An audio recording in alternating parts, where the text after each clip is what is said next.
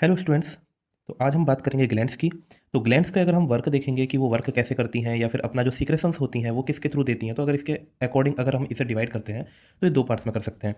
पहला है exocrine gland और दूसरा है एंडोक्राइन ग्लैंड्स। देखिए, ज़्यादातर ना ये कन्फ्यूजन्स बने रहते हैं। आप सिर्फ इतनी सी बात याद करके रखिए कि जो अपना सीक्रेशन किसके थ्रू दे रही है, डक्ट के थ्रू।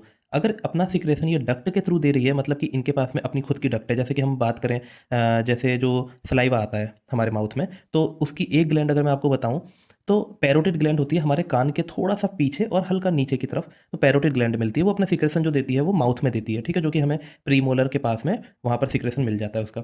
तो ऐसी कोई भी ग्लैंड जिनके पास में अपनी डक्ट होती है उसे हम क्या कह देते हैं, एक्सोक्राइन ग्लैंड।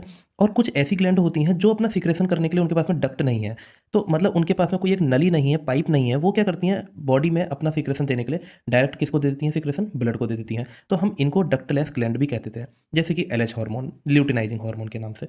अब अगर छोटी सी बात देखें तो जैसे ये मैंने एक स्टमक यहाँ पर ड्रॉ किया है, तो स्टमक को अगर हम देखेंगे ना, तो इसमें आपको कुछ हल्की सी ऐसी स्ट्रक्चर्स मिल रही हैं। ये मटके जैसी कुछ स्ट्रक्चर मिल रही हैं। ये कुछ ग्लैंड हैं यहाँ पर, ठीक है। अगर मैं एक ग्लैंड को जूम इन कर लेता हूँ तो यहाँ पर ये इस तरीके से पूरा पूरा स्ट्रक्चर दिख रहा है हमको।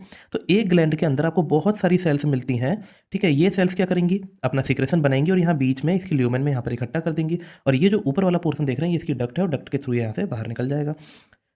अब इसके कुछ एग्जांपल्स, सलाइवा है, ठीक है, ये भी डक्ट से आता है। जैसे टीयर है, वैक्स या ऑयल या स्वेट या फिर मिल्क, ठीक है। तो ये बॉडी में सीक्रेट होते हैं और किसी डक्ट के थ्रू ही पर्टिकुलर प्लेस पर वहाँ जाते हैं।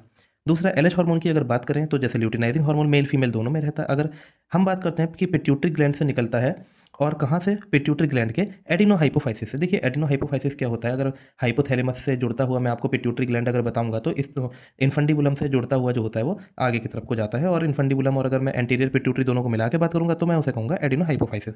ये क्या करता है, एडिनोहाइपोफाइसिस एलएच निकालता है ल्यूटिनाइजिंग हार्मोन, और ल्यूटिनाइजिंग हार्मोन को मैंने आपको बताया कि इनके पास में डक्ट नहीं होती है, तो ये डायरेक्ट अपना सिक्रेशन ब्लड में दे देते हैं। और ब्लड में देने के बाद में ब्लड पूरी बॉडी में जाएगा, पूरी बॉडी में जाएगा तो टेस्टिस के पास भी जाएगा। टेस्टिस में जाने के बाद में टेस्टिस के अंदर लीडिक सेल्स मिलती हैं, ये लीडिक सेल्स को एक्टिवेट करता है।